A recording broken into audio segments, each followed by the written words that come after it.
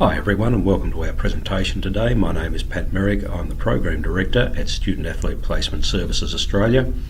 Our presentation today is about the academic pathways towards an NCAA scholarship. A lot of the examples that we'll be using today will relate to Tasmanian curriculum, but regardless of where you're listening in Australia, a lot of the guiding principles will remain the same. Student Athlete Placement Services Australia, or SAPSA, was founded because the question that we've got on the screen here at the moment was heard all too often. All I need to do is send some film to colleges and I get a scholarship, right?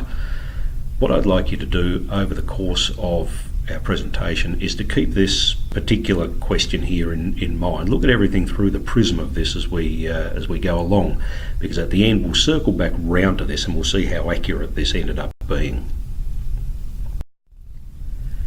So firstly, quick overview of the NCAA. From their own literature, they describe themselves as a member-led organisation dedicated to the well-being and lifelong success of college athletes. That's a little bit wordy, a little bit ambiguous, so if we try to break it down into some plain English, the NCAA interprets and supports member legislation, they run all championships and they manage programs that benefit student athletes. We're still a little bit wordy there, so let's just call them a very large committee, but probably a bigger committee than any of us have ever served on, because underneath them they have 1,117 member colleges and universities, overseeing 500,000 student athletes across 19,500 teams, playing 24 different sports. Here's an example of the sports that the NCAA oversees. They have their 3 seasons, autumn, winter and spring.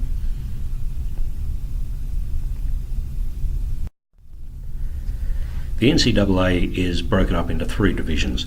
Division 1 is the one that we're most familiar with. This is the division that has the most TV exposure time. They're the teams that play in the big NCAA basketball tournament, the big football bowl games and such.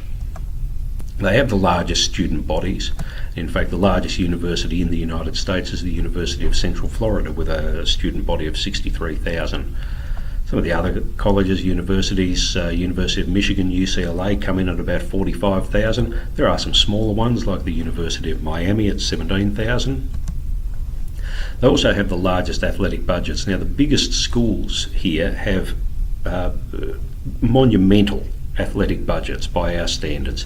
The largest ones spend $90 million a year on their athletic programs. That's $90 million every year on their athletic programs. They also offer the largest number of scholarships, and they're the types of scholarships that we are most familiar with. They're the full scholarships, the full ride, the free ride scholarships. In Division 1 there's 350 colleges comprising about 6,000 teams across different sports, 170,000 student athletes. And key to our discussion here today is that their eligibility is governed by the NCAA. Now, we're going to come back to eligibility in a few slides, so you'll understand what that's all about very shortly. There's also Division 2.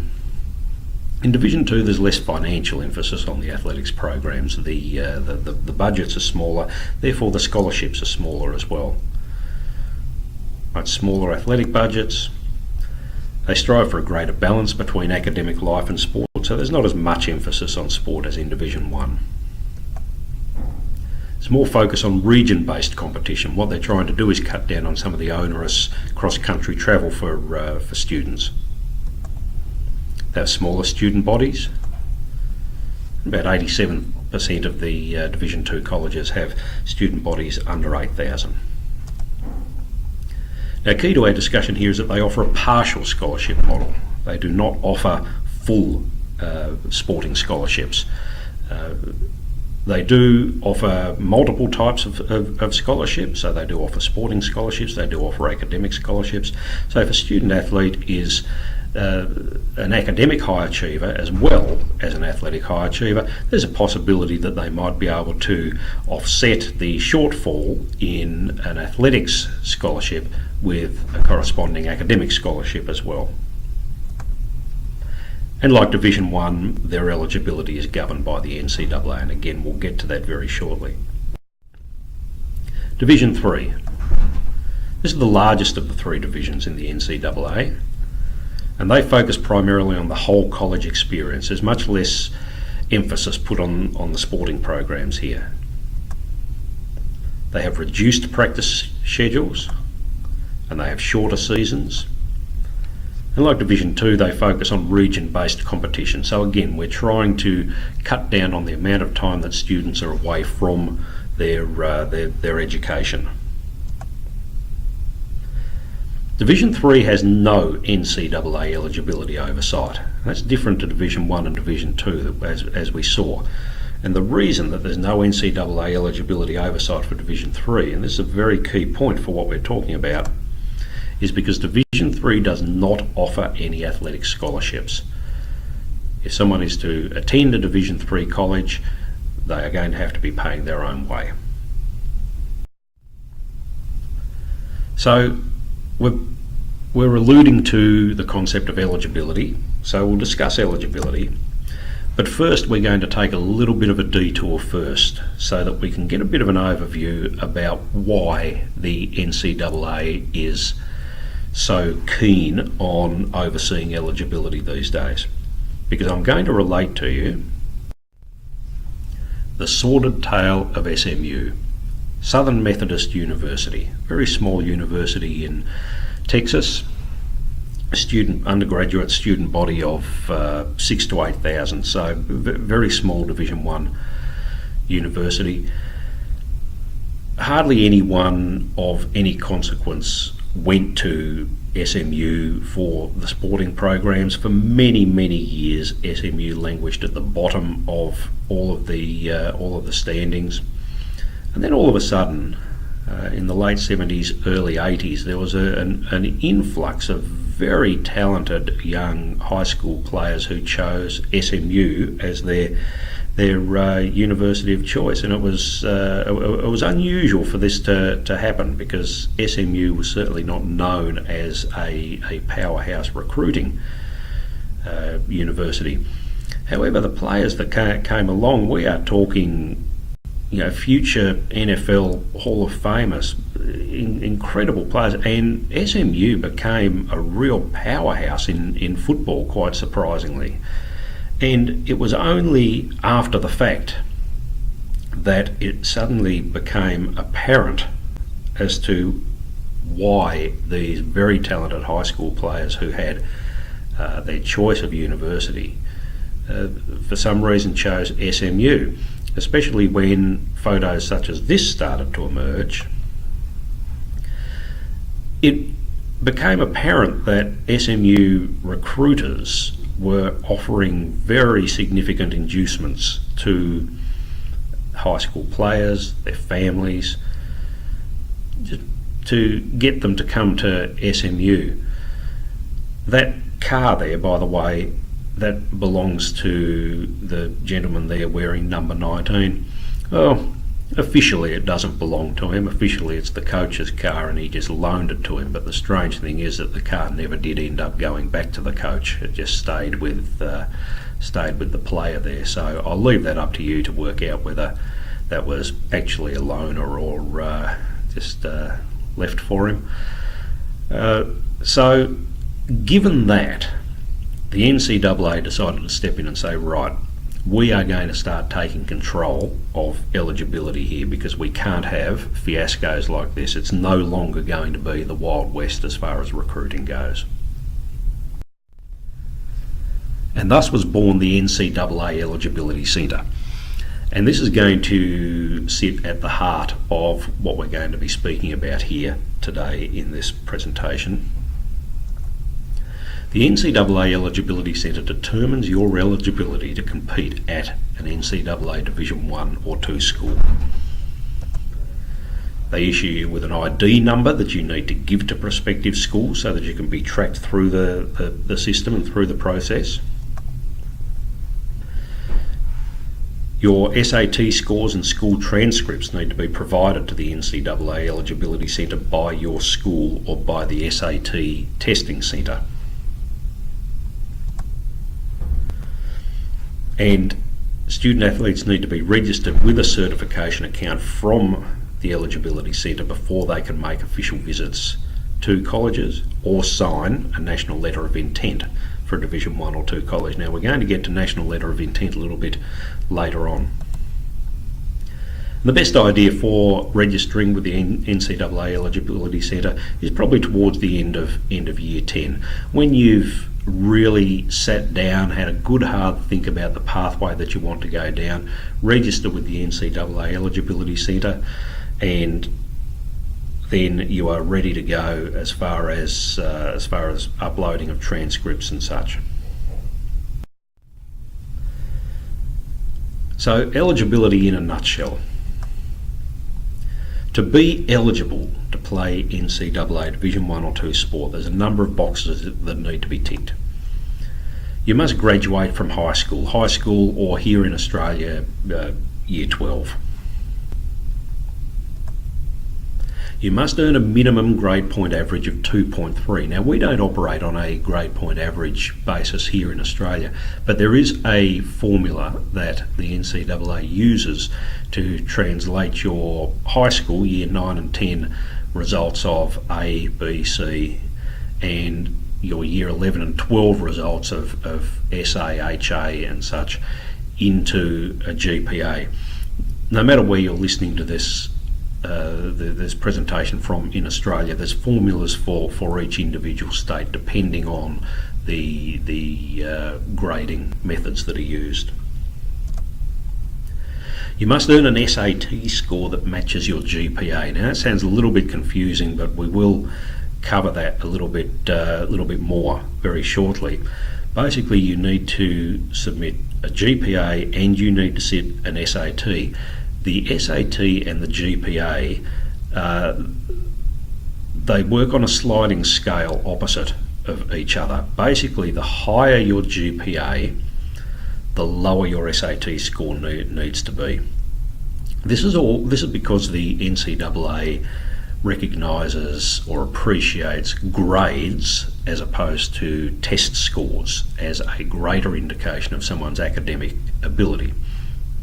So if you get a high GPA, you can get away with having a lower SAT. If you've got a low GPA, you are going to have to get a high SAT score, which is your way of proving that you are actually up to the rigours of university academics. And here is a very key one.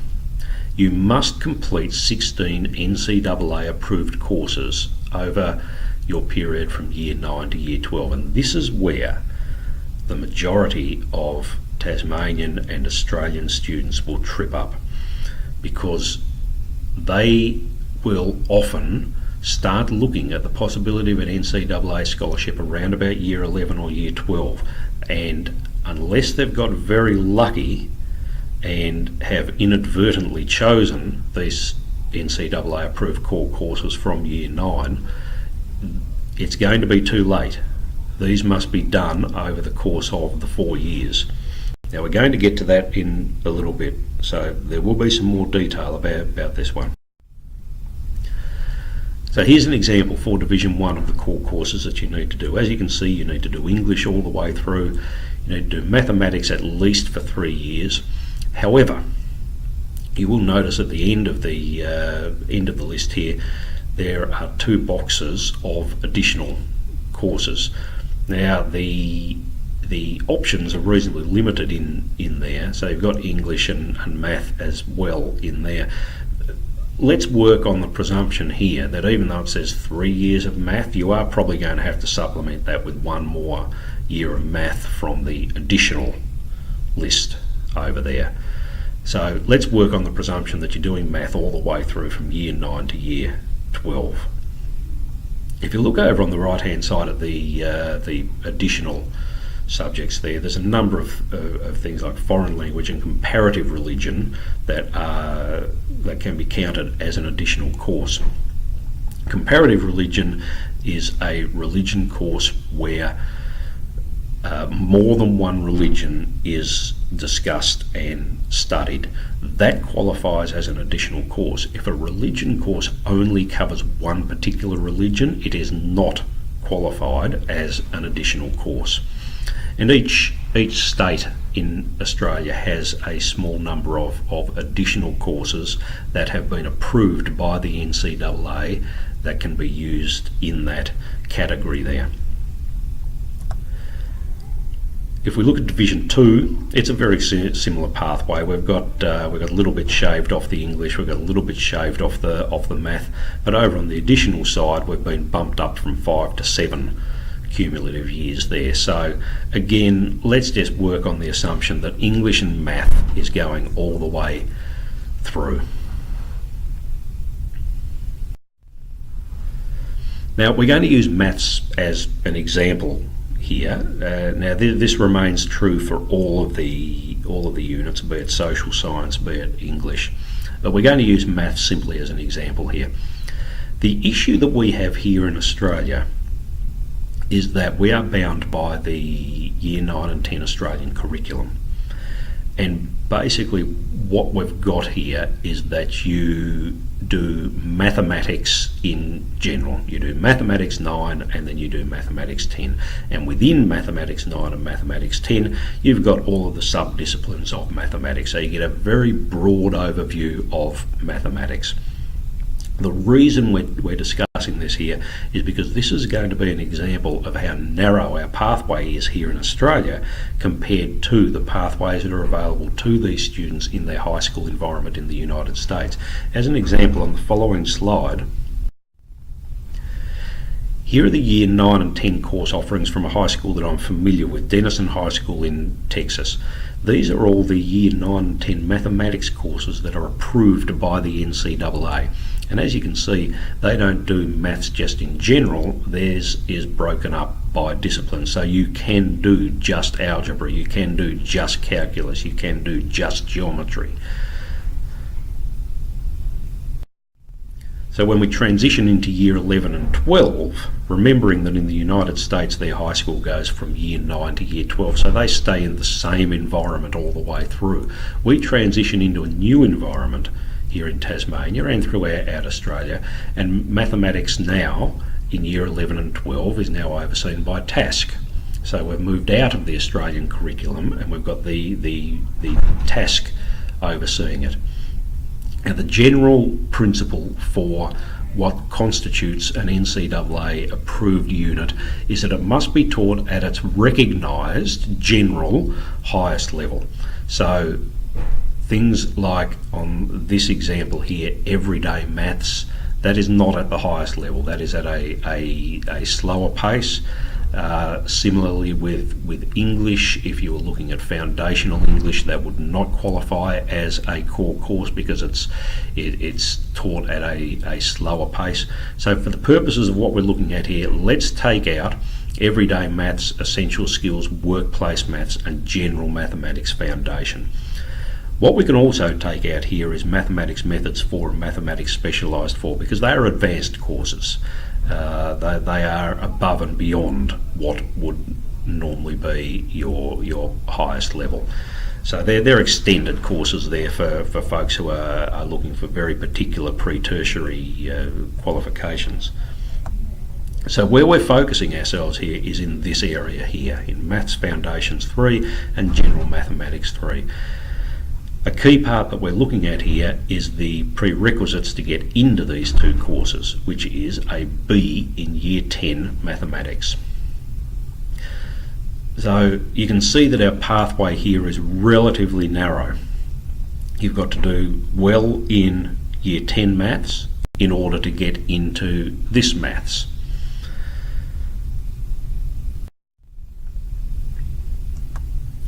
So what are the implications for your overall GPA? Well, let's do a few calculations here, and again we're just going to use maths as just the example. This holds true for any subject though. So we need a 2.3 GPA minimum requirement. Now the key thing to remember here is that this is not per subject, this is your overall GPA, but for the purposes of this we're only looking at one subject. So let's say you get a B in year 9, a B in year 10, which qualifies you to get into your mathematics courses in year 11 and 12, and you get a couple of essays in year 11 and 12. That's going to give you a 2.5 GPA. So you've met the 2.3 minimum requirement. 2.5 though is really only just scraping by, and given that you would be an international student, there's a bit of risk associated with bringing someone across, especially on scholarship, who's only just scraped by with the GPA minimum. When you're talking about risk, that risk may be better off or better spent on a student closer to home rather than making the investment in an international student. That can be brought up to a 3 though, with the same situation in high school, a B plus a B, but you up yourself to a CA in years 11 and 12. That'll get you up to a 3 GPA. But here's why year 9 is important. Let's say in year 9 you weren't as committed and you got a C in mathematics. You know that you need a B to get into your year 11 and 12 mathematics, so you get your skates on in year 10 and you get that B.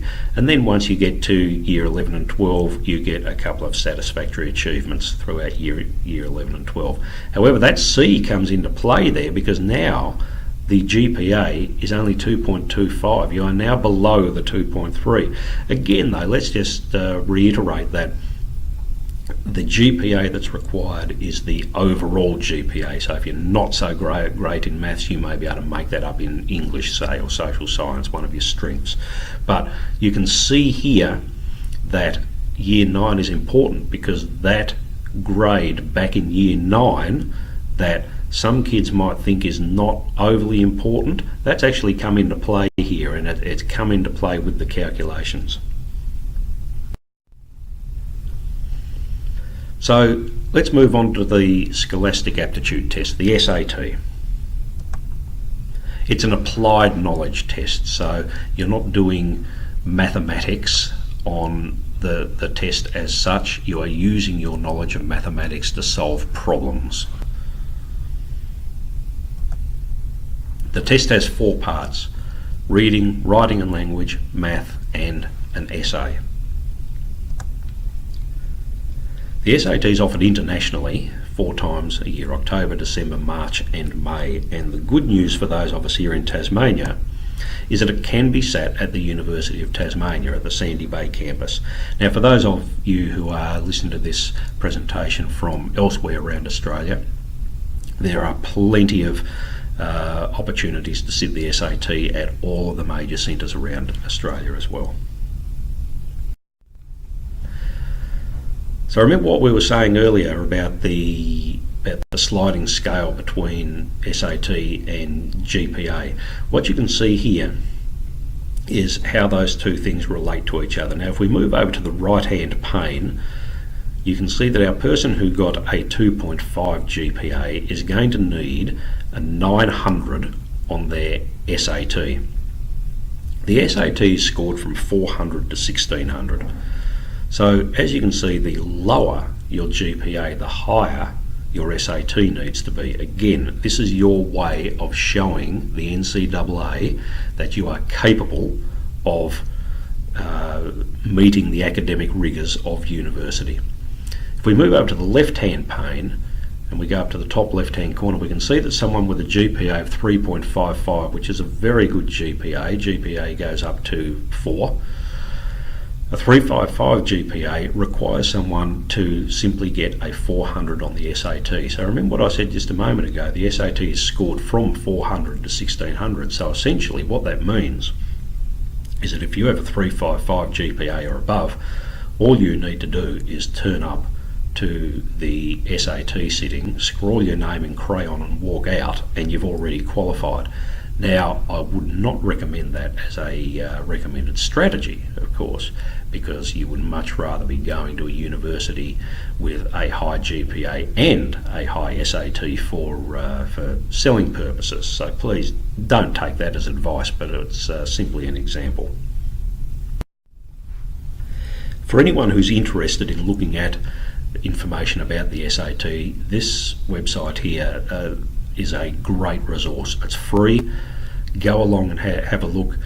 You can look at practice SATs, you can take some SATs, you can have them marked. It's all practice. It's not live, it's all practice.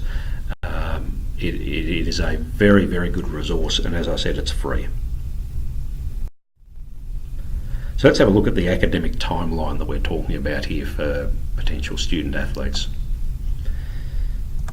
So in year 9, you really need to start planning your academic pathway to make sure that all of those 16 core courses are on your academic pathway.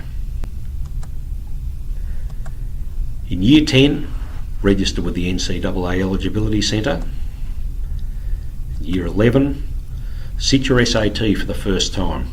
You can sit as many SATs as you want. As we saw earlier, there's 4 times a year that you can sit it. You can sit it as many times as you want, and they will take your best score for the SAT. So the best option is to take it early in year 11, have the score sent to the NCAA, and if you've made a mess of it, totally destroyed it, you've got plenty more opportunities to sit more SATs and bump that score up. You need to ask your school to upload your progress transcript. Now your school needs to start getting active here. You can't do this yourself. The NCAA wants the schools to do it. Again, they want to ensure that everything is official. In year 12, there's going to be quite a bit more action. Sit another SAT if you need to. Complete your amateurism certification. We're going to discuss that in a moment. Ask your school to upload your final transcript. Again, this needs to come from the school, not you. Ask your school to upload your proof of graduation. The NCAA needs to know that you have successfully completed year 12. To amateurism.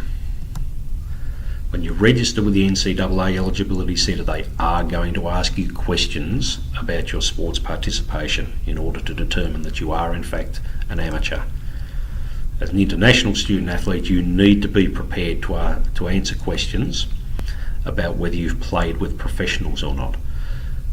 A key thing to keep in mind here is that we are not only speaking about the sport that you are intending to play at university. We are talking about whether you have played with professionals at any level in any sport. Now bear in mind, we play a lot of club sport here in Australia as well as school sport, so you need to think long and hard about whether you have played on a professional team. Here in Tasmania, have you played football for a TSL team? Have you played with people who are getting paid? Have you participated in tryouts or practices with a professional team? Again, we need to think hard about who you've tried out with, practiced with. Are you a basketballer who's tried out with the Hobart Chargers or the Northwest Thunder? Those sorts of things. Have you accepted any payments or preferential benefits for playing sports? It's a very broad requirement there. Have you accepted any benefits from an agent or a prospective agent?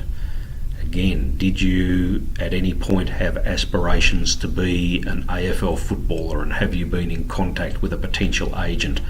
Have you had any dealings with agents? The NCAA doesn't like agents. Have you delayed your enrolment at college to play in organised sports competitions, i.e. have you taken a break after year 12 to go and play some AFL football, and now you decide that you want to go to college? So let's discuss the recruiting process, so you've got a bit of an idea about the general timelines or general process that's going to happen here. So NCAA schools and coaches are restricted to recruiting during specific periods throughout the year. Now, these periods are designed to coincide with the United States high school academic calendar, basically to keep coaches away from schools and give potential student athletes some clear air around exam times and other important times at school. Now, it's going to vary by sport because different sports are played at different times of the year, and so they will be recruited at different times of the year. Now, there are 4 periods of the recruiting process. There's the dead period. Now, it doesn't take too much to work out what the dead period is about. There's not a lot of activity going on there. It's basically stay away from the student athletes, please. They have other things that they're doing. There's the quiet period.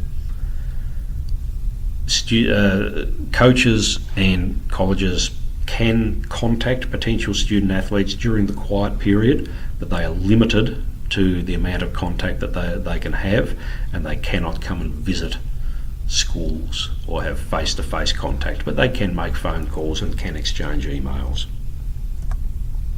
It starts ramping up a bit during the evaluation period. This is when college coaches are permitted to start looking at players personally. They can attend games and start evaluating players. So the high schools start getting college coaches coming along and speaking with players at the high school now. And then the contact period is when high school players are permitted to visit universities. The coaches can come and visit with the student athlete and the family. They are still limited to the number of times they can do this, but during the contact period, this is when the most activity is happening. So, for anyone going down this path, you will be known as a potential student athlete, or a PSA. That will be your title. Now, here in Australia, initial contact is going to have to come from you. There are no scouts generally, you would imagine, coming to any of your games. You are not going to get seen by anyone. Someone, be it you, be it your coaches, be it someone, is going to have to make contact with universities to alert them to your existence. There's probably not going to be any on-site evaluation. They're not going to fly someone over here to Australia just to look at you. So we're going to have to rely on a lot of video and such here. The best thing to do is to begin contact with universities as soon as you've made the decision to pursue your path through college. Now, I've got on here, made the decision to pursue a scholarship. One of the key things to remember, though, is that in initial approaches to the universities, don't go straight to the scholarship angle. It is simply about wanting to attend their institution and get their coaching guidance. The scholarship will come out in the wash. That will simply happen as a matter of course. So you don't say, I want to get a scholarship at your university. You say, I want to attend your university. If you're deemed good enough for a scholarship, it will happen. You need to get on the college big board. Now, the colleges start putting together lists of potential recruits very early on, around about year 9, year 10, they start looking at people.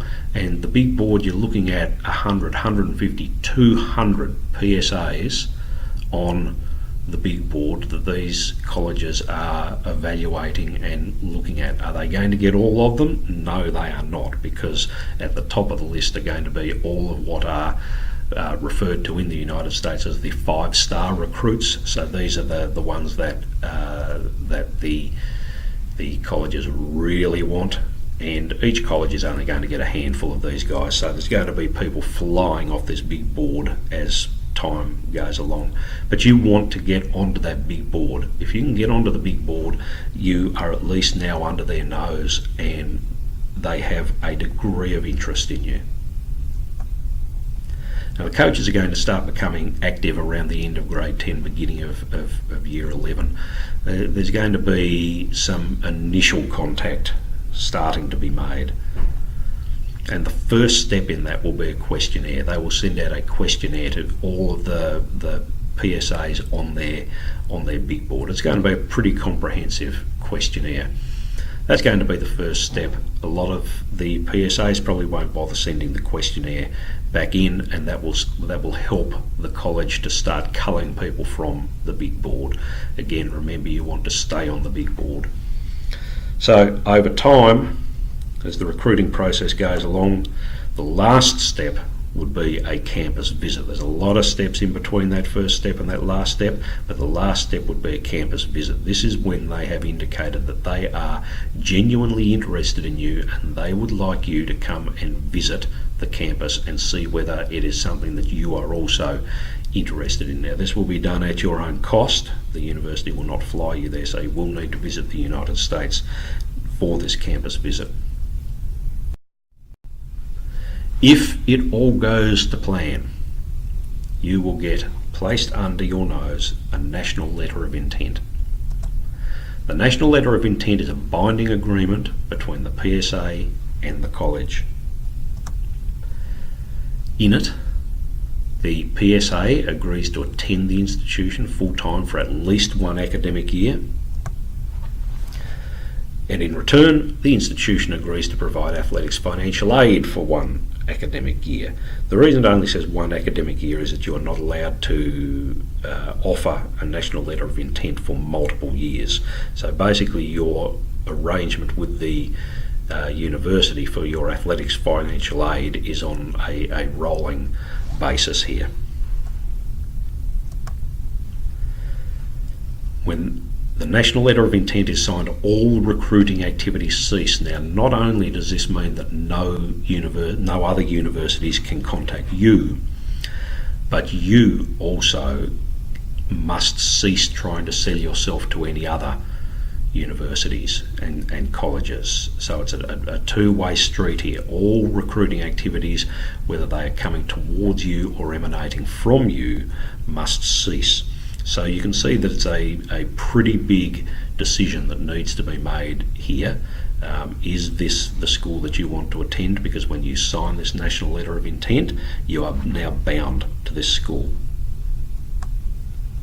Now, there's different scenarios for Australian PSAs, and there's different scenarios for Division 1 and Division 2 schools. One of the big issues that we have are the different academic calendars, where you will graduate from high school / college here in Australia around about mid-semester in the United States. So when you graduate here, your recruiting class still has another 5 or 6 months to go. So there's a lot of different scenarios that can occur, probably too many for us to go into in this presentation. But suffice to say, the national letter of intent is in play regardless of whether you are an Australian PSA or a United States PSA. Now, here's a very important point, and this one cannot be stressed enough. We're probably approaching probably about 40-45 minutes into the presentation, and there's one key aspect that hasn't been touched on here and can sometimes get lost in all of the attention that's put onto the athletic recruiting process and the scholarship process. So this is a very important point. If you remember nothing else, this is the key one to remember. Don't forget to actually apply for entry to your college. It may seem logical, but I bet that half the people who are listening to this presentation have now seen this and gone, oh yes, I totally forgot that. You are going to university as a student athlete with the emphasis on the student part. You actually need to apply to the college and be granted entry to the college into your particular degree in order to play college sport for this university. It's all a moot point if you don't actually enrol at the college. So please remember to actually apply for entry to the university. Which brings us full circle, all the way back to our opening statement. All I need to do is send film to some colleges and I can get a scholarship, right? Well, hopefully what we've discussed over the last half hour, 40 minutes, should give you a reasonable indication that that statement is not all that sound. Hopefully you now have enough working knowledge from this presentation that if a kid comes to you with this particular question, or if you are a potential student athlete yourself listening to this presentation and you've been thinking this, that you now have enough knowledge to say, well, it's not really that easy. It's not like in the movies. You don't get discovered and offered a scholarship. Works great in Hollywood, but not necessarily here in the real world. The pathway starts from year 9, and it's a very strict pathway, and it needs to be followed. There's no way around it for NCAA Division 1 or Division 2 colleges. There's no wiggle room for them. If you haven't met the NCAA eligibility requirements, then you are not even going to be considered. You can't be considered. A college cannot give you a scholarship if you have not met those eligibility requirements. So where to now? Do we just leave this hanging and sign off? Just leave a trail of tears and broken dreams behind us for folks who thought that they were able to go to college but have now realised that they can't? Well, look, if we're telling a story here, we can't leave our readership hanging like that, can we? Are there other options? Is there light here at the end of the tunnel? Can you still get to college if you've missed those NCAA eligibility requirements? Well, yes you can, but it's now going to be a bit of a different path that you're going to have to take. It's not going to be on the freeway. We are now going through some back roads. So it all depends on are you a destination type of person, or are you a journey type of person? If you're a journey type of person, then we have a pathway for you. And the pathway is through junior college. Junior college is not overseen by the NCAA. It is overseen by the NJCAA. Now, junior colleges are a hybrid between what we recognise here in Tasmania as TAFE and universities. There's sort of a middle sort of road in between those two institutions. They're also called community colleges, so if you hear community college or junior college, they're one and the same. What you end up getting from a junior college in a 2-year course is an associate degree in a discipline. Now, there's a couple of paths through junior college.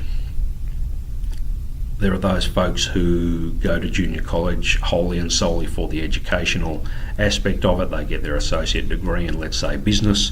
They go and open their own small business and they are happy. That is what they were there for. There are also pathways for those folks who want to transition into a 4-year Division 1 or Division 2 NCAA sanctioned college or university. And the junior colleges have very specific resources. They're very good at putting people onto the right pathway to transfer to a 4-year NCAA college. The purpose behind this is for you to be giving these colleges or these universities, the four-year universities, a means of demonstrating that you are up to the academic rigour of attending college by virtue of the fact that you have attended here, you have done well, you have got your academics up, you have made significant progress towards your associate degree. That will satisfy the NCAA as far as that is concerned. So if you get your academics up, you excel on the sporting field, there will be Division 1, Division 2 scouts who will be visiting junior colleges, and you can transition out from junior college into a four-year university, Division 1, Division 2 university. The other option is the National Association of Interscholastic Athletics. This is a similar body to the NCAA, but the universities that operate under the NIA banner are much smaller universities. These are universities that know that they are not up to the competition standards of the NCAA powerhouse universities, but they still want to have athletic programs. So they operate under the NIA banner, and the key thing here for us is that NIA does not have an Eligibility Center equivalent. All you need to do is satisfy the entry requirements for the particular university that we're intending on going to, and you are clear to play university or college sport for your chosen college. They do offer partial scholarships, but because of the sizes of the universities and the size of the athletic budgets, it is most likely going to be a partial scholarship model. The idea of getting a free ride through a NIA college is pretty remote, so be prepared to have to foot a bit of the bill yourself there for that one. But there, as you can see, there are pathways. Probably a bit too complex for us to go into in this presentation, but hey, swing by our website, drop us a note. Always happy to share some information here if you've got any inquiries about junior college or NIA colleges. Just let us know. We'll shoot something out to you. So that brings us to the end. Thank you for taking the time to listen. Hopefully you now have enough working knowledge to be able to assist any kids or any parents who might come to you with some queries about pathways to NCAA scholarships. Again, there's our website, studentathlete.com.au and sapsa.com.au. Either one will get you to the same website, both direct to the same website. Feel free to swing by and have a look at what we've got there. Send us a note if there's anything that we can help with. Like I said, always happy to share information there. So thank you everyone for taking the time and showing the interest in this presentation, and look forward to catching up at some point, saying hi. Okay, thank you, bye.